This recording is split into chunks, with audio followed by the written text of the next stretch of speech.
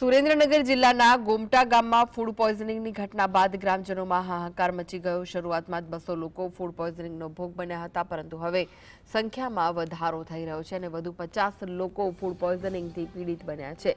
ગામમાં ઝાડા ઉલટી અને તાવના દર્દીઓ ઘરે ઘરે જોવા મળી રહ્યા છે। નાના બાળકોમાં ફૂડ પોઈઝનિંગની અસર સૌથી વધુ જોવા મળી રહી છે। હાલ તાત્કાલિક સારવાર માટે આરોગ્ય વિભાગે વધુ 4 ટીમો ગોમટા ગામે મોકલી છે અને તમામ દર્દીઓની તબિયત ઉપર નજર રાખવામાં આવી રહી છે।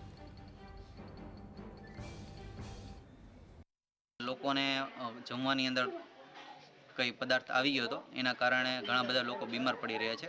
તો ખાસ કરીને બીમારીની અંદર લોકોને તાવ, કળતર, પેટમાં દુખાવો, ઝાડા, ઉલટી આવા સિમ્ટમ્સ જોવા મળી રહ્યા છે। ઘણા બધા લોકોએ અલગ અલગ હોસ્પિટલમાં સારવાર લીધી છે। આર લીમડીની અંદર, CHC વઢવાણ, પછી આપણે પ્રાઇવેટ ક્લિનિકની અંદર, અને અત્યારે પણ ઘણા બધા લોકોની સારવાર ઘરે ચાલુ જ છે।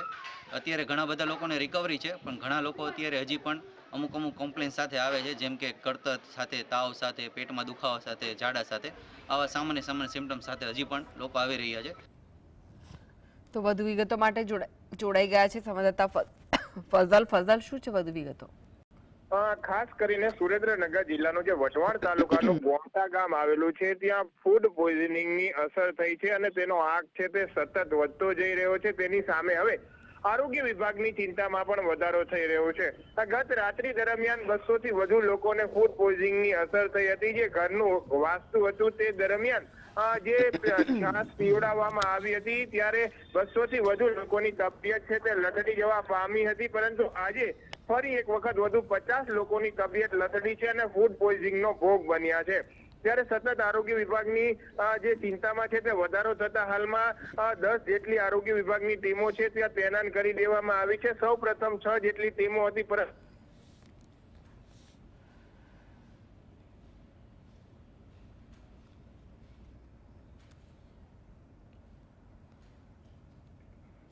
આભાર ફઝલ માહિતી આપવા માટે।